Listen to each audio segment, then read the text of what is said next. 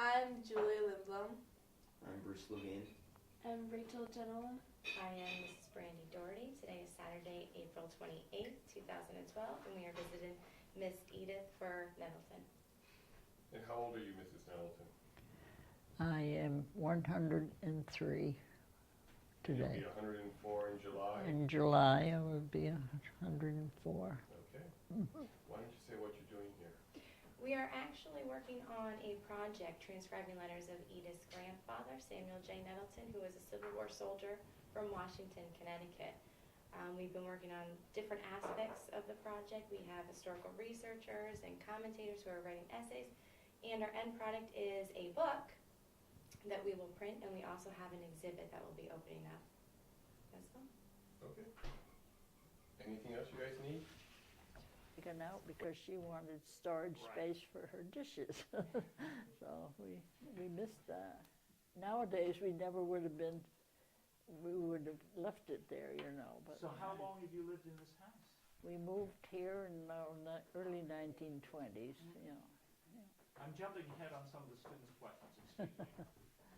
Yeah, Mr. Benji, we're going to just hold off and let the kids do all Yeah. of the All the talking. talking, yeah. All of the talking. And I think, should we just wait a second, or you hold it off a sec? I should say just until we get some the donuts and we'll get some drinks. Now, so just we're tell me, all give set. me an order, how many teas? Just 3 One, teas. 3 teas? Oh, and you want a tea? No tea? Or do you want coffee? I'll have a coffee while it's... 3 Yep. teas, 1 coffee. All right, You guys want water? I'm fine. everybody all set? And I'll quietly bring in the 3 teas. How would that? Mr. Burt, am I out of the picture?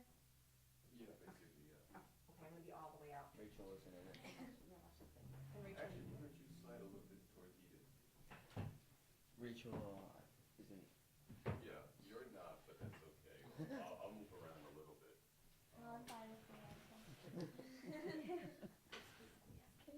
And Bruce, I need to turn a little bit towards that way, so you're not looking at the camera, pretend the camera's not even there. Well, Yes. So, Miss Nettleton, do you Wait until we give signal or go.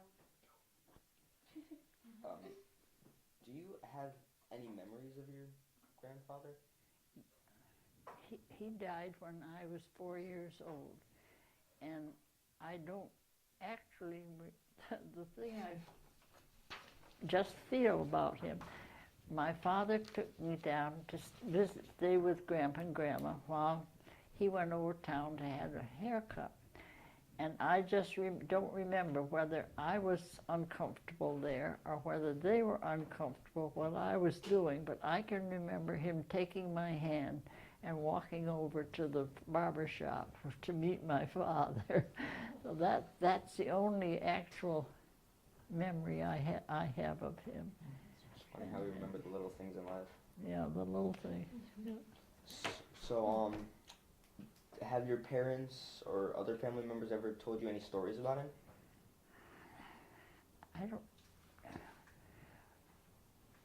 We didn't, I don't think we had really very many stories that I can remember about them. After Grandma Nettleton died, he married her sister, Sarah, as you probably know that from the story history. And they lived up on the farm. That was Grandpa Nettleton's farm. Of course, and my father took it over when they got ready to move downtown. And they bought a house, which is not standing now, but the tree in the front yard is still beside the pantry. You know the pantry, the restaurant. That's where the house stood, right in that area. And I used to visit there with after he died. I used to visit with his wife, who was was the sister of Grandma Nettleton, and of course I remember her, and we used to go there and see her. They always called her Aunt Sarah because they knew her as Aunt Sarah for years growing up. So. That's. I don't remember. I know he loved to do the writing that he did for all about the war, but as far as talking about it, I don't remember any conversations that were about it. So, can you tell us a little bit about your Aunt Sarah? About your Aunt Sarah, can you tell us a little bit about her? I'm sorry, I You didn't. have to speak up. Can you tell us a little bit about your Aunt Sarah? Aunt Sarah, she had lived in Fishkill, where Grandma Martha lived, and she had married and moved to out west. I've forgotten whether as far as Minnesota or somewhere, out near Chicago, I think. And her husband died, and she came back to Fishkill and was living there. And after Martha died, Grandpa Nettleton apparently decided she would make a good companion for him, and they were married. And I think one of my aunts went with him while he was married. They were married in Fishkill, and so then she came and lived, and she lived up on the farm too with them. And then when they decided to move downtown, of course she went there, and I visited her at her house for a number of years until she died. So that was the end of that house downtown too. It was sold. Yeah. What about Martha? Do you remember anything about Martha? No, of course she died long before. Like, have you heard any stories or anything? Yeah, I'm trying to think. One thing I think is important about her is that there was of course, women couldn't vote at that time, but there was some regulation that women could be involved with education, and she was very much involved in education in that time too. So that in her time, so that made her important in the family, yes, yeah, and the town. Yeah.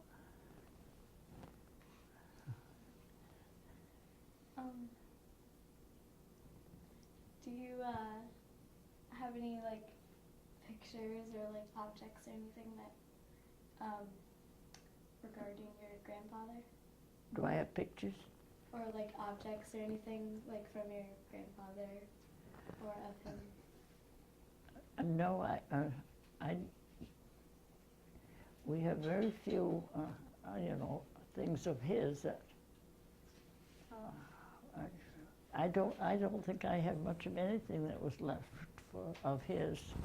That I think there is something at the museum that you have on display that I had forgotten about or never knew about. It was interesting, yes, yeah.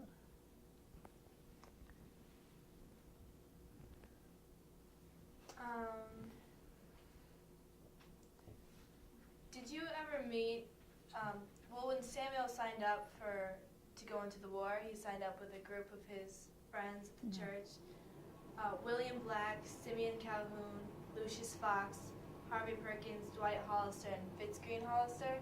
Did you ever meet any of them? No, I never did, no. They were all, of course, older, his companions, they were all older than I was knowing about anybody about at that time, yeah.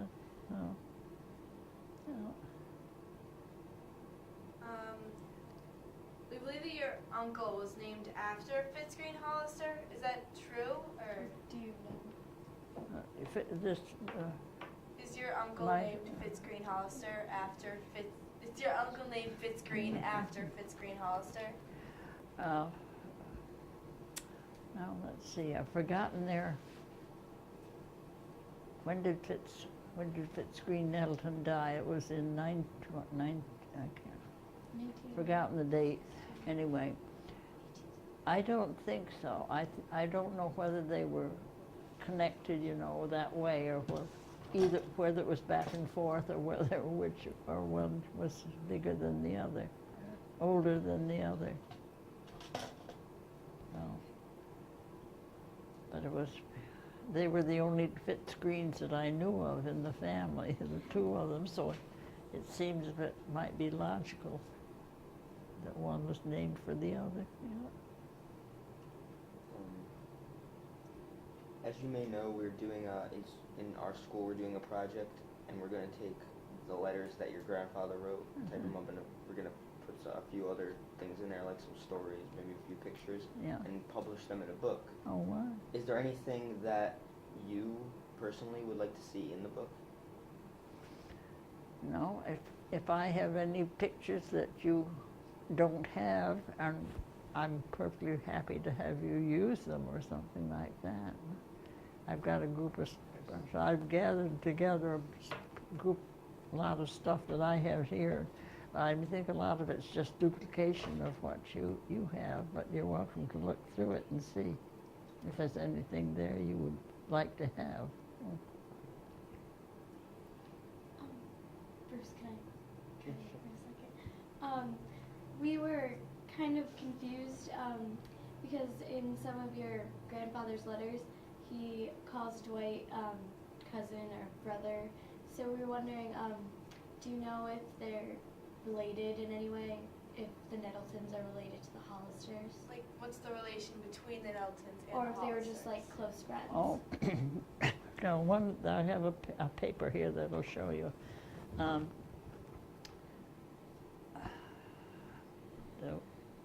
There was a Nettleton, late Patty, I think she was, I've forgotten her name. She was married to Hollister. It was back in, I think it could have been one of great-grandpa's sisters or something that, I think I have a sheet here that shows you the ones. In that family, in his family, there were 8 children, I think, and after they grew up, got married and whatnot, there was a settlement being made out in Ohio in the Western Reserve. Have you heard about that? You may. And four of the family, 4 brothers, went out there with one sister had married Mr. Northrop, and he was the leader of the company that went out there. So there were 5 of the family out there, and then there were just 3 left in Washington. So and that's where the letters come from that the library gave those to the library. And it's very interesting, the stories that they wrote back and forth, you know. We don't have any of the letters that were written out there, but they must have saved every letter that came from out there, so, because they're such a voluminous collection of them, yeah. So you transcribed the letters, right? I have a kind of cousin who loved history and worked in history, and she got very much involved with all the letters that they had, and she did a lot of the transcription. The ones that I did were the typewritten copies of from her transcriptions mostly, I think. So, if you could get to read her writing, it isn't so easy always. But she has done a lot of work on that for years. You know. What's her name? Abigail Hollister, Lamphere. She was one of the Hollister. My father's sister married Hollister, and Abby was the daughter of the.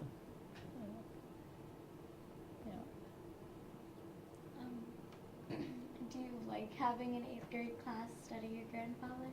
Do I like what? Having an 8th grade class study your Oh, grandfather? it's very different and exciting.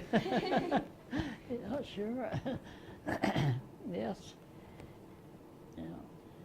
And Sorry. that's all right.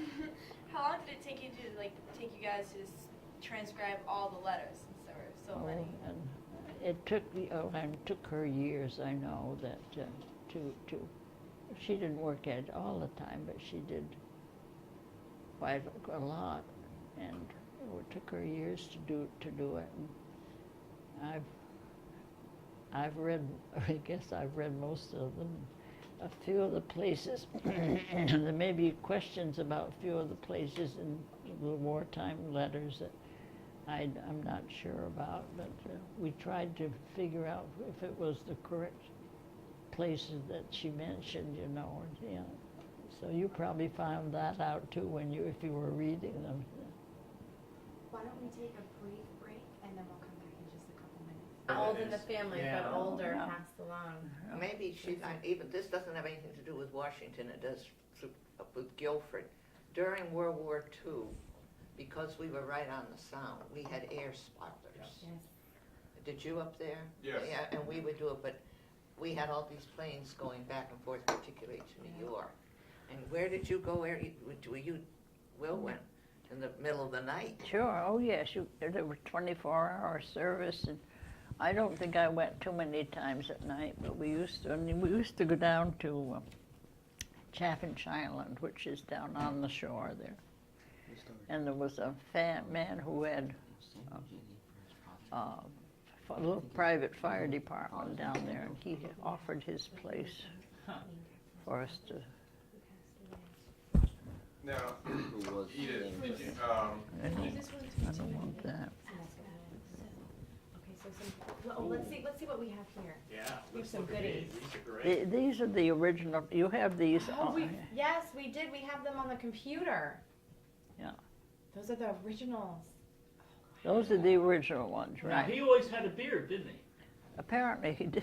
Yeah. In every picture that And- we've seen, he's had a beard. So we've seen And- 28 on up. These, as you notice, these were taken in Medina, Ohio. Yeah.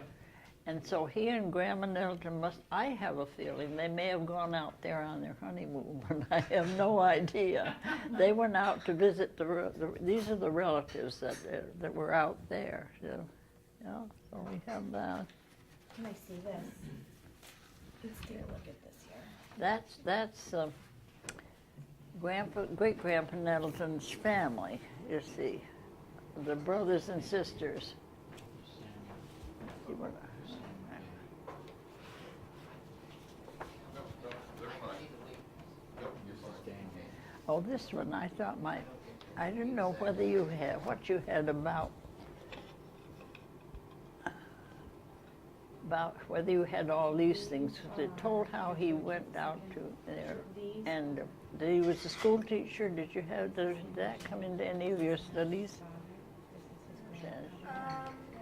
Well, anyway, you might. I think majority would be interested in seeing this. Here's ours. Here's our Yeah, but how is it? Look, there's Bobby. Wait, what are Your last These name? right here Yeah. are Samuel J's uncles Is this where they like? and There were aunts. lots of Yeah. Nettletons, weren't there? This is There were. right here. This is our Samuel J, the one that we know. This is his father. Also Samuel Hollister. This is his grandfather. And these right here are our Samuel J's uncles and aunts. Wow, he had a lot on. Well, he also, from what I understand, had a lot of kids himself. What is this? Read the first paragraph. It says 1866. And it gets complicated because of the same family names being used, generation after generation. And also different families being related to each other. Now, Julia is one of Samuel's daughters. It also looks like Celia. There were teachers in the family. Willis Mills Nettleton. That's And your my father.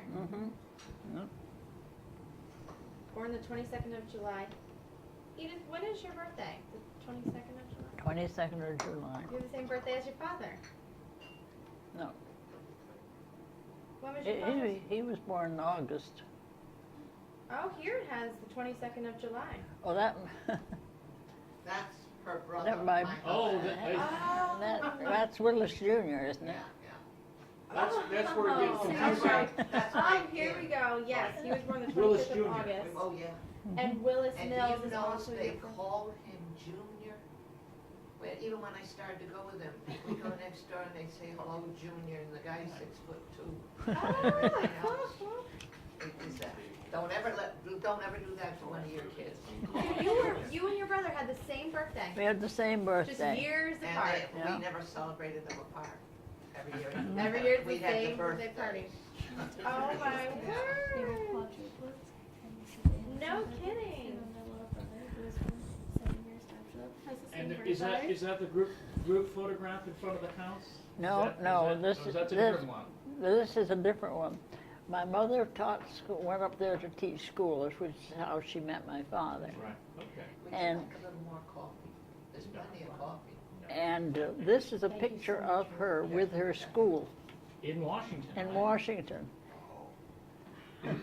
And she taught in Calhoun Street School. Yeah. And, and this is a program that they did one year. That's Edith's mother, My mother, and yeah. that's how she met Matt Willis. Willis, that's right. So what are we gonna be asking this time? About Right his here. name? Susan Nagber, and Edith's middle name is Burr, Conversation. after her mother's maiden name. And they were married across the street. Across the street, right, yeah. And let me interject something here. Her mother went to a small school, not like Guilford High School here. She went to a little two-room schoolhouse right across the street, up until what, even 8th grade? Oh, How long did she go to Clever Hill School? Your oh, mother. well, it must, it may have been 8th grade, Right, but, anyway. when she moved down here, they came from Killingworth. Yeah. She was ready to go into high school. Oh, I see. Yeah. I see. I should, then she Yeah. didn't, but Sure. my point of the story is, she gets out of this school in a small town like this, and took a job up in Washington, Connecticut. Right. Well, you knew from the drive you had down here now, it takes us a long time to get up to Washington. And I really feel, I've thought about this recently, it was a gutsy Oh. move for this girl from Guilford, who'd never really been very far, Right. to go up all by herself, all the way up to Yeah. Washington. Yeah. But she lucked out because she met Bob. And one thing I want the kids to know, they always called him, she still does, Father. Not Dad, not, Right. you Yeah. know, anything Pop, Our same was right but here, too. Father. When they referred to him, it was always be Father. Yeah. Do you want to get back to some questions? Or are we still on break? No, Semi-break? we're rolling, guys. This Oh, we're is an open rolling. conversation. Yeah. You're all I think on that's even video. better. Smile, you're on camera. This is the information that we need. This is just not, this is a back and forth, so if you've got questions, ask questions. Rose, you got a question? So Edith, what did you do here in Guilford? Oh, Came back here to Guilford to be the librarian. Uh-huh. I'll interject. She opened the Guilford Library as it is now in 1934. Wow. She had a mandatory retirement at 70, was home about a month and started to volunteer, and until she was 100, volunteered like 25 hours a week. Edith, to And say you're a if you librarian go is down to humble. this, our beautiful Guilford Library, which it is, Right. and you go up the stairs and go into the historic room, Yep. it's the Edith B. Nettleton. Great. Oh my word. It's And like, she still goes at 103, usually every Thursday there afternoon. you go. Miss And there are Nettleton? lots of people who know that's the day she comes, so they go just on Thursday. We were actually talking Miss about Nettleton? doing a carpool down into the middle of Excuse me, Miss Guilford, Nettleton? putting Edith in your car with the kids. And you can be in my car, and then we can go. She can tell you everything you want to know about Guilford. Well, Edith, Or- we could go, Edith. Yeah, we have to do could- time. That We'll has to be plan done. this, we'll Yeah, go around yeah. the green, we'll go down to the, don't you want wanna see Long Island Sound in the dump. We have a marina, you know. Nettleton. Do you have a time? This is a picture of Yeah, that goes with, No. What time is it now? It's about a little after 11. Okay. So we'll see. Okay, let's ask some questions, because I know you can pass on. So where do we want to start? Let's pick up with her grandfather, and let's see if we can finish some stories. Okay, so we were doing some research and we found out that your grandfather had a brother named Samuel J, but as a child he passed away. Do you know if he inherited his name? yes, that's right, yeah. Oh. So that happened in many families, if one child died, you know, and then later they just named the next one. They wanted to commemorate, I suppose, that name, and so they gave the name to the second child, yeah. I don't wanna interrupt, but did you tell them about how Fitz died? No, we haven't gotten into Fitz. Oh, you could tell us. Fitz Green. Fitz Green, Nettleton. Oh, Fitz Green, your uncle. No. Well, he apparently, when he must have been around 20, there was a group started in Washington. The Logans, well, that name is still Washington. The Logans, and there was some other group that in New York who wanted to have settlements by land and have a settlement in Mexico, just south of the border. And Fitz decided that he would go out with the groups that were going there, and he did that and had a farm. And he had been there about a year, and he was out working in his farm one day, and he was shot by the Indians, and killed, yeah. So. Is he buried in Washington? No, he's buried out there. No, he was, His name is on the stone of children, yeah. but he was the only other boy. Besides my father, yeah. So he was engaged, I understand, to a girl, Washington girl, but he never got back to be married to her, yeah. So. How many other aunts and uncles did you have? How many other aunts and uncles did you have? Well, there were 10 in that family. Yeah. And see, of course, the 2 girls died, and Do you happen to know how they died? they had spinal meningitis. Yeah. I guess I suggested it was scarlet fever, but it was spinal meningitis, and I think that is why they were buried on the farm instead of in the cemetery, because of people would be afraid of the contagions of the disease. Now that's just my own supposition. It's let's see. The oldest girl was Amelia, and she married Samuel Lewis Hollister, and they lived over in the red house on Nettleton Hollow there. The Garden Conservancy owns it now, I believe, or something. Yeah. And then there was Aunt Mary, who taught for 40 years at Hampton Institute in Virginia, and there was Celia, who married Clarence Nettleton, and they lived over on Nettleton Hollow in the Octagon House.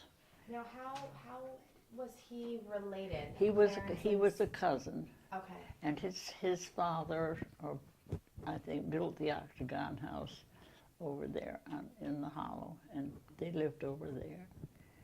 And then there was Aunt Lucy. She was a dietitian, I think, trained for, and she was caretaker or manager of several homes for elderly in New York and New Jersey, and then she finally ended up having an apartment and renting it to students at Juilliard School in New York. So I used to go around there once in a while to visit her.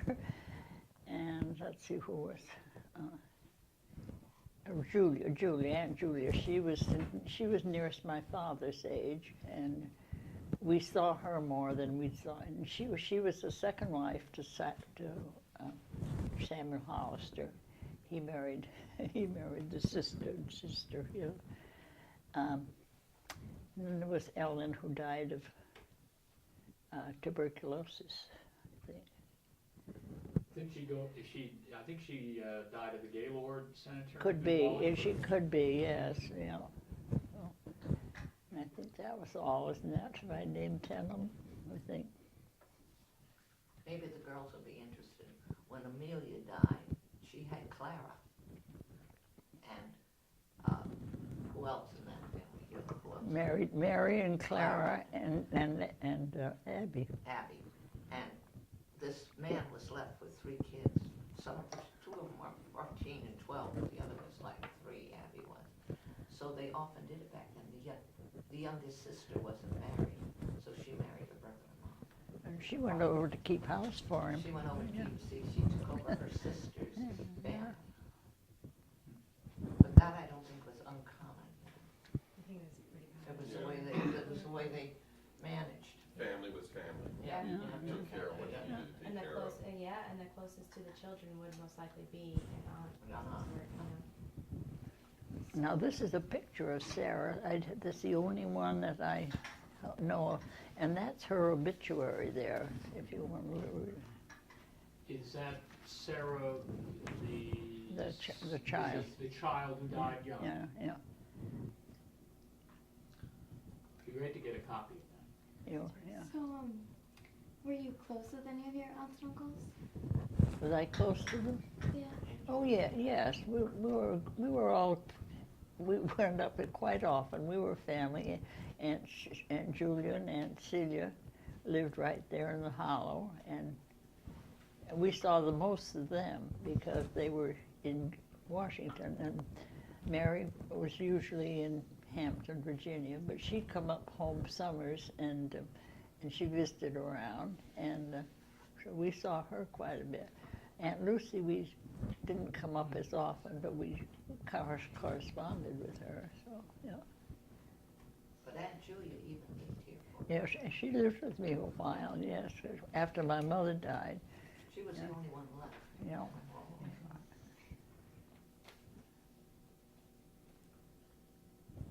Do you have any stories about Clarence and Claire Richmond? No. No. But they lived, of course, Clarence was working for Uncle Sam on the farm over in Nettleton Hollow, and apparently Clara was home at that time, and they decided to get married. And for a time they lived down where the mill is down below Nettleton Hollow, down on Sprain Brook there. They lived there in that house, and then they built the house on their own house on Painter Ridge, and that's where I used to visit the most, when I went up to see them. Edith, can you tell us a little bit about Washington when you were a child? Well, of course, I moved before I was 6 years old, so I don't remember. And you didn't go the way you do nowadays, run downtown here and there and the other place, I don't remember too much about it, except that it was always pleasant home to me. And I remember walking with my mother down the back field somewhere. We went down to get, what was the butternut tree down there? We were going down to pick some butternuts, and we met the Tarrant boy who lived up the hill. He was there with his gun. He was waiting for a wild turkey to come through. Those funny little things you remember. Or I remember going down into the orchard, which was below the barn there, where my father was trimming it up or something one time, and I guess I went just down along, and I got tired, And I could see down across the field there, where Mr. Murphy lived. And I guess he must have been out in the yard or something, I could see. Anyway, I decided to go down and visit Mrs. Murphy, but she wasn't home, but he was there. So I didn't tell my father where I was going. And so he found me finally. He came down and found me. And I remember being tied out to the lilac bush for a while in the afternoon. Oh, I wasn't going to run away again. Oh dear. Those silly little things like that. Do you remember the gunnery in those schools when you were little? Well, I know they were there, but I mean, I never had anything No, you didn't to go do there, with but it. You were aware of them. Yeah. Oh, yes, you knew about them. Yes, yeah. Father went to the gunnery.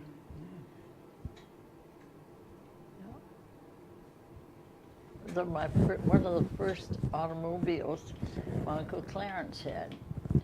And when we moved down here, he came over to, he came over and took us to the train in his little runabout, kind of a car it was, yeah. So I remember that, so, when we left Washington that morning. Yeah. We had to go over to Hollyville to get the train, and then that one took us to Bridgeport, and then we changed trains there and came up to New Haven, where my grandfather Burr met us. Yeah. So you did all the traveling up there and down by train? Yes, yeah, So yeah. you went up to Hollyville. Did you ever go up to the depot in the train? I don't remember going to the depot in the train, no, Okay. yeah. What time frame would that have been? What years? Oh, 1914. Okay. Yeah, yes, because Louis, my brother, was 6 months old when we moved down here. Yeah. My mother got us all on the train and off again. two kids and 3 kids and herself and whatever luggage we were carrying. Yeah. So what did your father do here? They came down to take over the farm across the street. When Grandpa and Grandma Bird decided they would like to move downtown, they were older.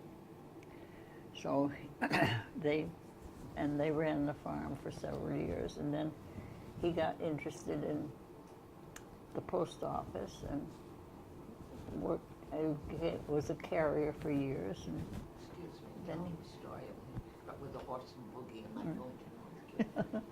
and then he was postmaster when he died. You know, so well, he was coming down Great Hill up there. Well, he was driving a horse and buggy. Horse and buggy, yeah. To deliver the mail. Yeah.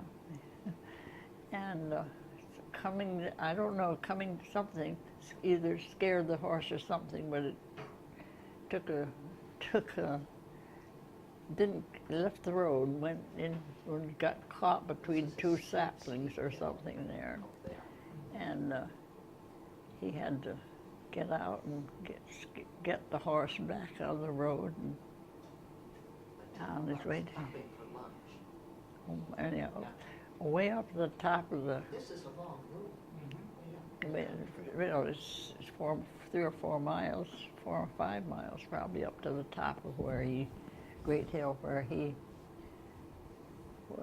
was delivering, and there was a farm there that was about halfway around his route, and so he had his lunch with him, and he would stop there and let the horse have his oats and whatnot. And he'd go in, and Mr. Potter had a black lady who was his cook and housekeeper, and she made him a cup of coffee, hot coffee every day. He stopped, so that was nice.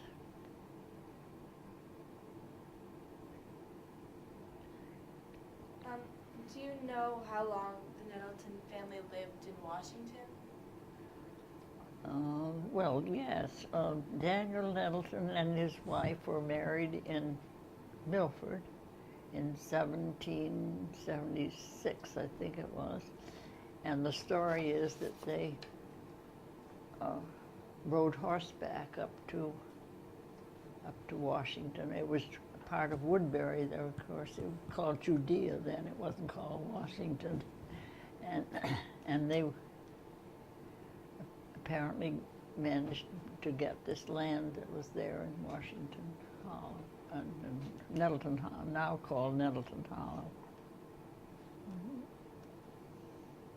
And as far as your grandfather goes, he bought that property that the house was on when? Was that before or after he married Martha? That I have not figured out, but I'm sure, I think it must have been about the, see, he got home from the Civil War in that, was it 1840? Anyway, they were married, and they were married that, on his, almost right after he got home from there. And they moved over there. He must have bought the land, I think the house is still there. I think it was a house. I don't think it was just land. So he probably bought that house and the barn and all the surrounding land. Yeah. When he returned from the Civil War. And he married Martha sometime, just a little bit, maybe a year or something, I think, after he returned. Huh? Yeah. And you're not positive, did we ever find out how he had met Martha? Just Kelly, what are your Well, thoughts on this? well, on that map that you have, there were Wrights who owned the house right in that area, and in the book Empire Over the Dam about Washington, there are 3 different places where Samuel Nettleton, Samuel J, and this, I think it's Charles or William Wright, were buying mills on the Bee Brook. And I think that the Wrights had owned a place there in Washington, and perhaps Martha came to visit, that sort of thing.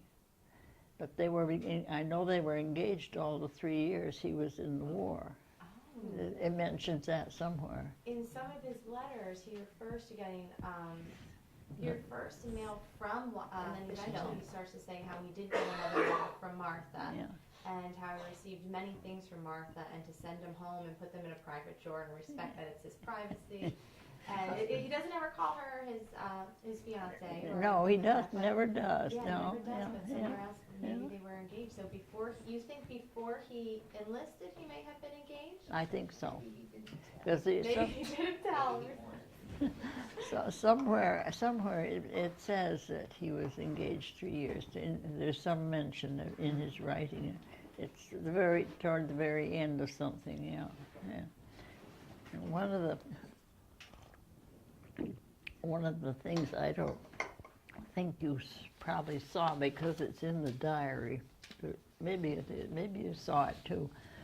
When he came home, the different things he bought on his way home in New York. Okay. he bought a ring. That was one thing. And then he went up the Hudson to see her before he came to Washington. Yeah. And I And think made it official, I guess. I guess so. They were not.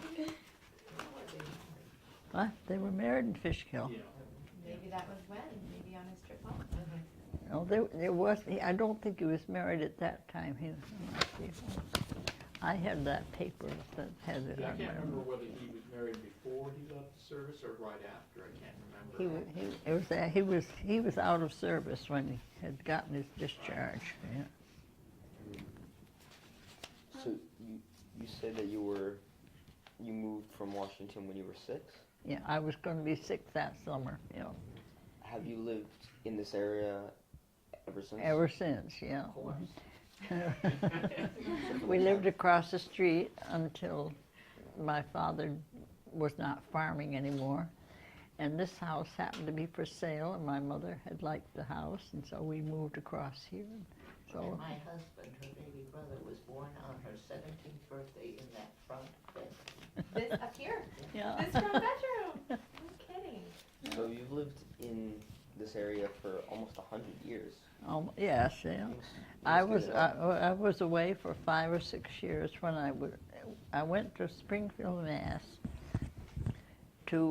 They have a work-study program, or they did at that time, in the library there, public library. And I went there to do the study and work there, and that's where I got my library experience, the first of it. And I worked there for 5 years. And then they were building this new library in our town, and were looking for a librarian, and I applied and got the job. So I moved home, and I've been around this area ever since. So. It's good to know a place really well after living there for that long. Get to know the people and the It's place. changed. I interject, on her 100th birthday, they gave her a town-wide birthday party. I know. 300 people came or something like that. So then, she kept going. You had one at 101, 102, 103, and I'll bet anything if you came down here, you'd rather be one for her 104th birthday at the library. And still, the crowds come. One thing I'm amazed at is, that I loved from your grandfather was his memories of men who were enlisted from Washington in the Civil War. Yes, yeah. In 1911, he did that. Yes, that's right. And we know a lot about men who served in the Civil War from Washington, thanks to your grandfather and what he wrote. They were writers. Yeah. Aunt Julia wrote, even to me, while I was in college, these wonderful bluesy letters, but they always started with a weather report. You know, it was very Yeah. interesting. If you're a farmer, Yeah, you're a farmer, that's your main thing. You know,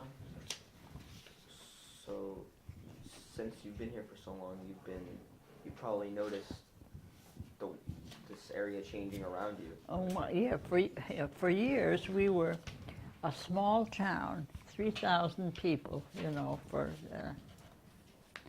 and then they began to put through this Turnpike 95 in 1956, 5, somewhere. They were building it through there.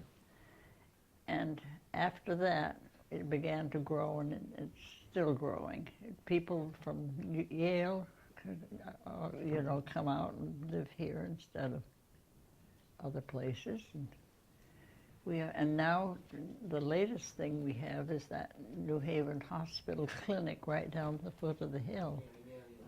And that is getting a lot of people. It's open 24 hours a day now. So. even if you're out of professionals are fine. If you were a doctor,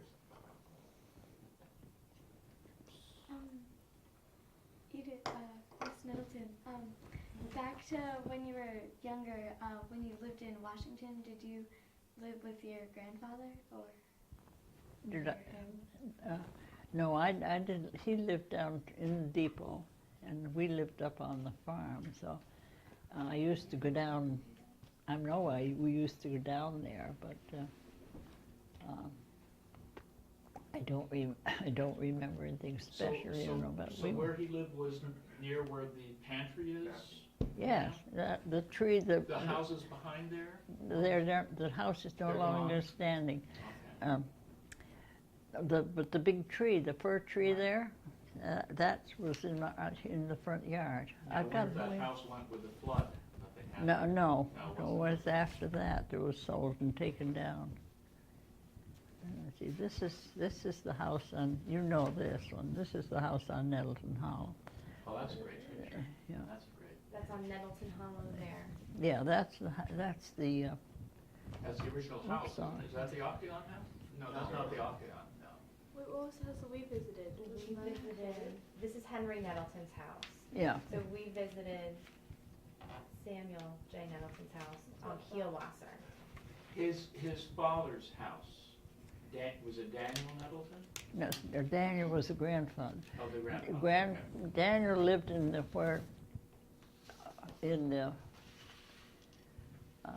where the Octagon house stood. The Octagon house is new. But you have the old. that was fine. Wait a minute, I've got pictures of that somewhere here. Take the top. Samuel's brother's house. Can we take the top? Right here. Didn't everything when I watched you do everything when I watched was on what was once a couple of students from our grade lived now live on what was once your grandfather's property. Uh-huh. So all of that dies, yes. It's quite a connection. Interesting. What are you looking for? A picture? You're looking for a picture? Yeah, I guess, yes, I think so. Oh, yeah, the houses, I think it's in here. Right Oh, here's yeah. a picture of the family in front of the house. Is that, Yeah, that, is that the one Stephen had? Yeah. Is this the Yeah. same as it? yeah. You have the picture of the photocopy right back there. Yeah, this is, you've seen this house. Yes, that's his. That's the house, yeah. That's Samuel J's. And this is the And barn. that right here is what becomes Kielwasser Road. Yeah. Actually, you can see it right All this here. down here. Show it towards the camera, I don't know if the camera can pick that up. Oh, here. This is the picture of the house downtown, down in the depot. Oh, good, perfect. good. Mine is over here. Julie, does it have a date on the back of that? That's the same thing, Yeah, No, is that it the does same? not. That's the downtown house. yeah.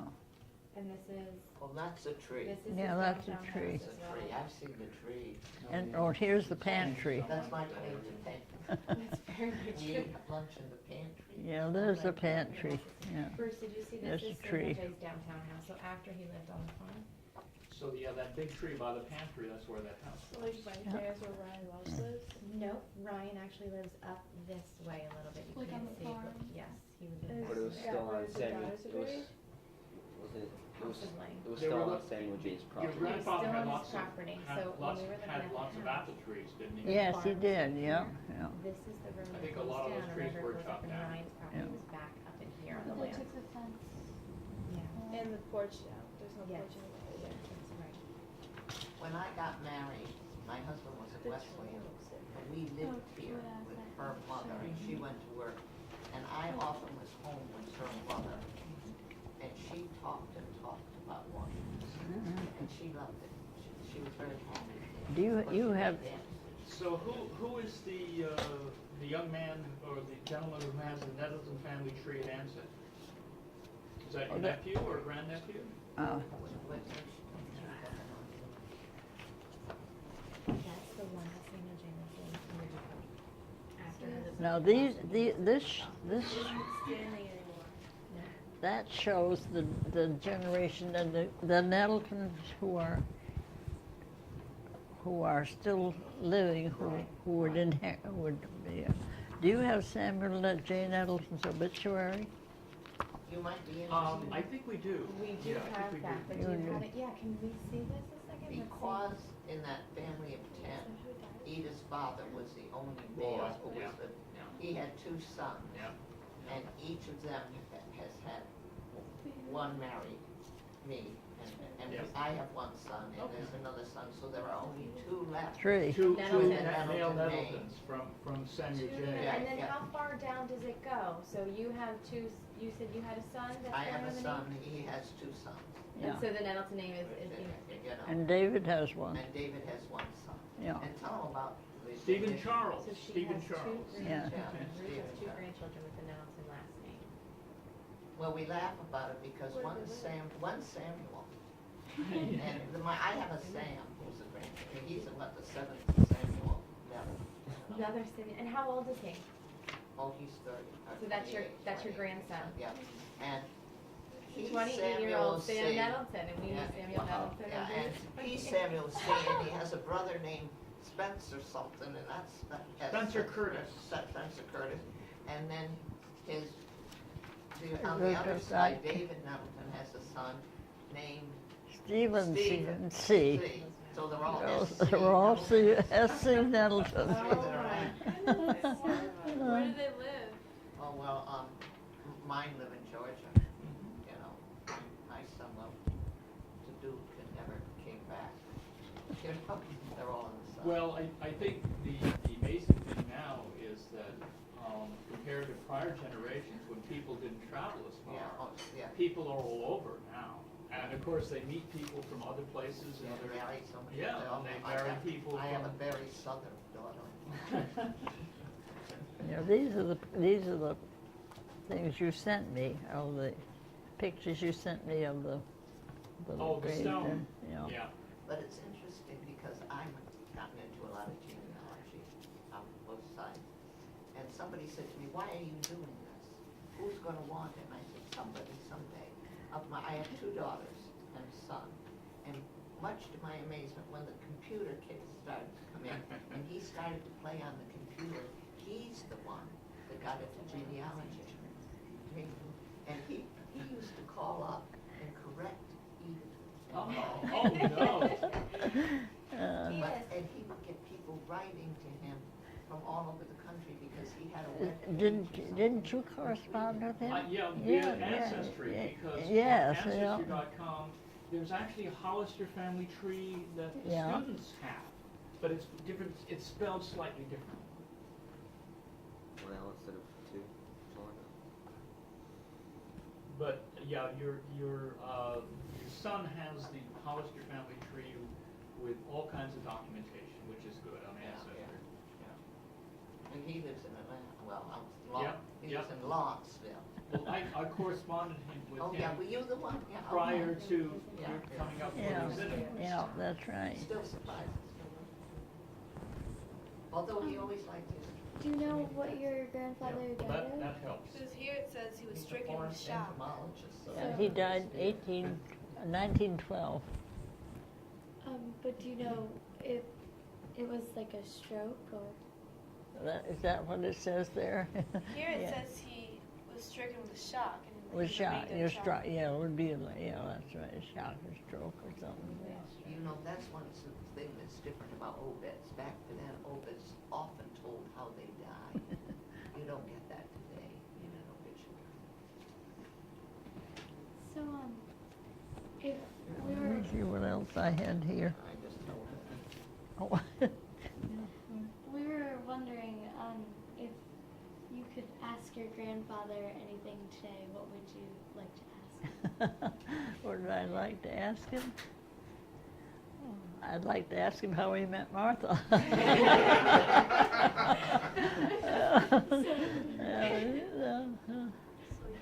I had a feeling that would be your answer. Yeah, that would be my, and when did he buy the house? On the porch, this is a close-up of the porch. You see it had the posts on hanging up there?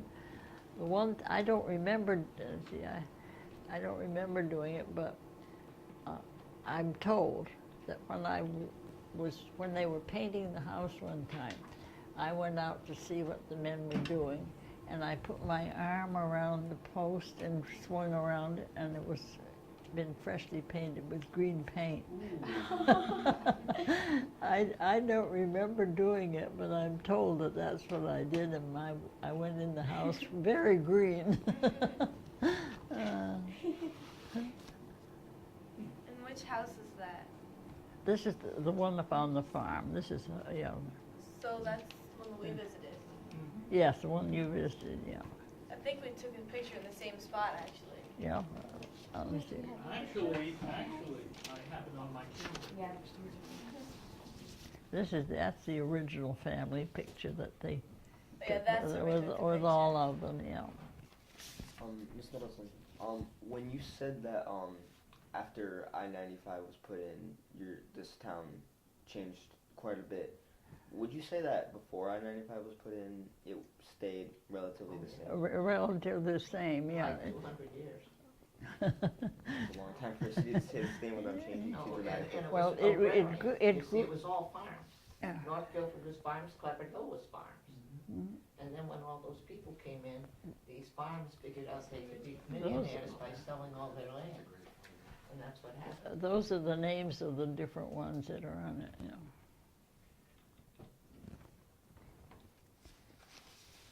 Yeah, nowadays, we're having so much stuff built that So that's it's not the same little town it was. But you see, because we're right on the water, Yes. we were agrarian, we had a lot of farmers, but we also had quite a bit to do with the sea. I mean, there were fishermen, and if you guys had enough time, I'd like to have you just take a quick trip down to it's only about half a mile out of the town to get down to the Guilford Marina, where we now have a lot of pleasure boats and things, but there are still oyster boats, lots of boats Yeah. that go out from there. Well, one of my ancestors surveyed Lincoln oysters from Bridgeport, and apparently oysters from Oh, Bridgeport yeah, at the time were oysters were- very, were- very good. And of course, Long Island Sound oysters were very popular in New York City and other places. And being Congregationalists, and the historians, I will tell you this, when you ride along and you see a church with a tall steeple, and at the top, look for a weather vane. If there's a weather vane, it's a Congregational church probably. And the reason for that was that the early people were either seafaring or farmers, and the wind was very important to their livelihood. And the original churches here are all Congregational, which is interesting, you know, as you go through. And this will apply even going farther north, although they won't get the sea, but they want to know which way because the wind affected their livelihood. Any more questions on your list? I bet you have a few. Yeah, I was wondering if you have any stories of your father. And my father? Yeah. Well, he went to what's now UConn, Connecticut College. Let me interrupt. It was a 2-year college, and he was on the first football team. Yeah, that's And what we I. have a picture of it. And the first football team At in your that college. Only it was what was considered the what was it, It was the a College of cow- Agriculture. It was a cow college. Yeah, that's right. But Yeah. we do have his picture in a football uniform in 1899, I think it is. He also had a cracked jaw too from playing football, which wasn't so good. Yeah, he used to tell about because there was a beautiful dairy farm, of course, with the college, and he used to tell about Sunday afternoon if they wanted ice cream, they'd go down to the dairy and get the cream and whatnot, you know, and make ice cream for themselves. Yeah. So. You being 103, you've seen some amazing things happen in this country. Can you tell us a little bit about some defining moments for you, or that you just think overall have been major turning points? Oh my. Well, we lived through the first depression. That was one of the worst times that we had up to then. You know, that was 38, 39. And that's worse than the one now. Yeah. Oh, Yeah. So it was. We were. I was fortunate. My sister was fortunate. My father was fortunate because we were all working in a place where you were being paid. You didn't lose your jobs, you know. And What was your job at the time? but I was in the library You were in the then. library. Yeah. her sister was a school teacher, Yeah.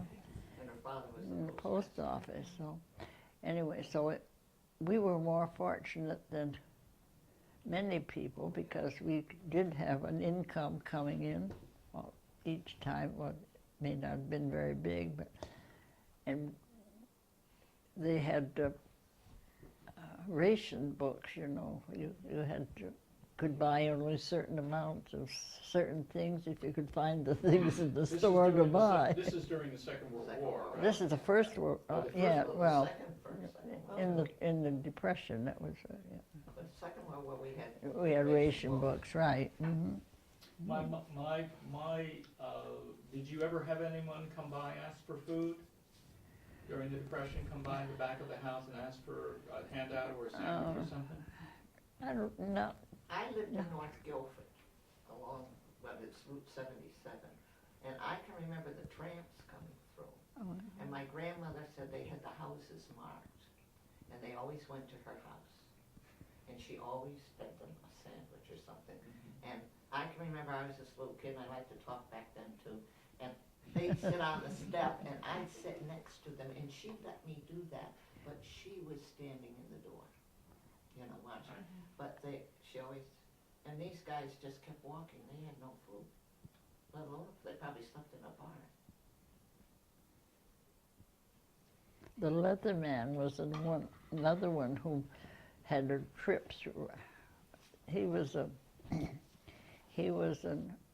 Frenchman, they said, and they don't know really his background very much, but he was dressed in leather, and had a real route that he used to follow. About every month he'd go this certain route, and he always stopped and asked for food in different places, you know, and they'd feed him and that.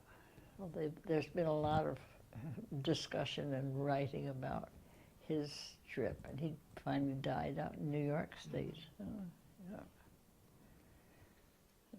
You were also alive during the Civil Rights Movement. Do you remember anything about that? Oh, yeah. Well, of course, there was great talking, discussion back and forth, you know, and so I don't remember anything particular that we did. You know, just tell them a little bit about being Congregationalist and what open and affirming means. Because our church has gone open and affirming way back. That's present day, Yeah, present day time, yeah. Although our early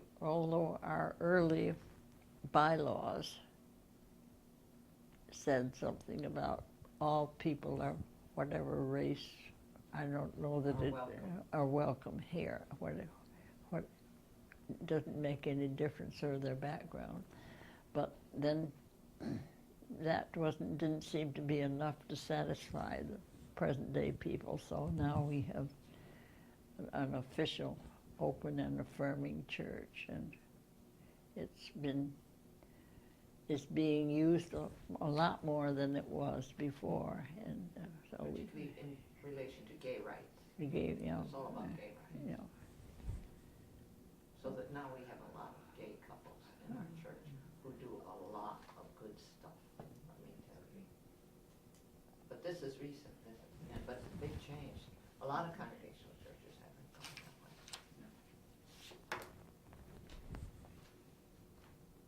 way. Edel, you tell them what you used to like to travel. You used to like to go to Florida and everything. Oh, yeah. Where did you go in Florida? Well, I used to go with my neighbors, or we went together, and they had relatives in, one was in Tampa, and the other was in Maitland, which is just outside Winter Park, yeah. I know that place well. You do, yeah. And I still correspond with the children in that family, two families, yeah. So I had friends who really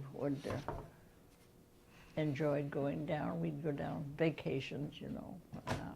I've been down the length and went to Key West once. And another thing she won't mention is she was a favorite aunt.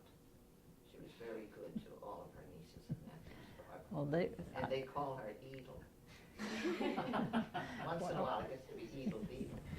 Yeah, that when there was a young baby who, you know, that's a hard name to say. Edith's a hard name to say. And it got Beedle Deedle.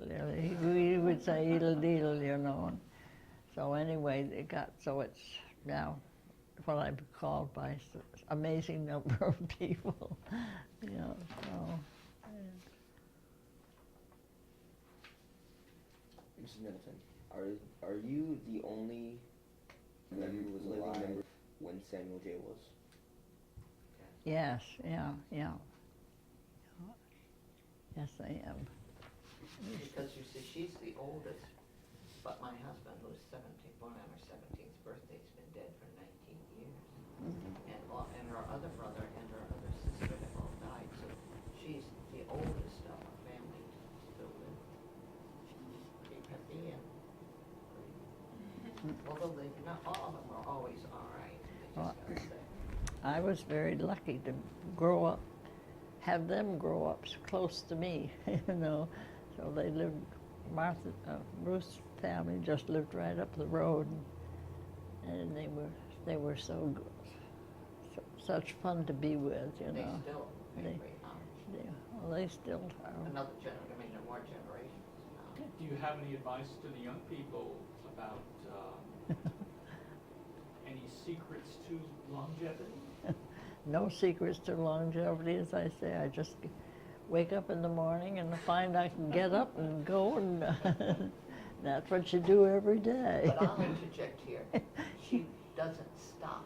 You keep going. Well, You don't say, oh, I'm not gonna do that anymore. No, she goes right with the flow.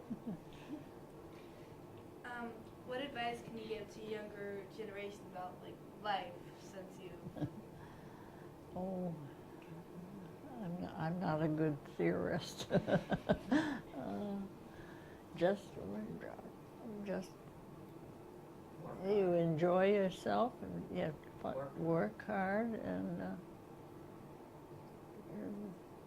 think about your other people in the world and do what you can to promote happiness for everybody else. You know? And she might say, read books. Well, Because she's a librarian. She's that- always read. I've always read. I love to keep doing crossword puzzles and that kind of thing. You know, that keeps your mind going. Yeah. So, this question is kind of random. We were wondering, where did your name come from? Is it a family name? What? Edith. Is it a family name? Is my name? Oh yes, I was named for my mother's sister, she and her sister were the only ones in that family, and she married a fellow who lives right over on top of the hill. Lived over on top of the hill, and when she was having a baby with my cousin, she did not come through the. She died after it was born. Yeah, so that was how I got my name. Yeah, Edith Burr, just for her. You know. So you were alive during both World Wars. Do you have any memories of that? Anything that stands out in particular?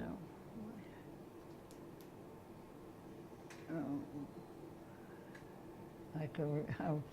I was visiting up in New Hampshire, I think the day that, what was it, August 15th? Was that the day that the war ended, or they declared it ended or something? That was everybody around me was being so excited about in the town around me. Which war? World War II. What about Pearl Harbor? Do you remember That was awful. Yeah, there was a young people's group in our church at that time, and I know the fellow who was leading them came in and told them that had happened, and they were all in tears. You know, it was awful. You know, it was. In World War I, we knew quite a few people who were in that, but some of them never came home, of course, and some, the veterans are very good about remembering them all.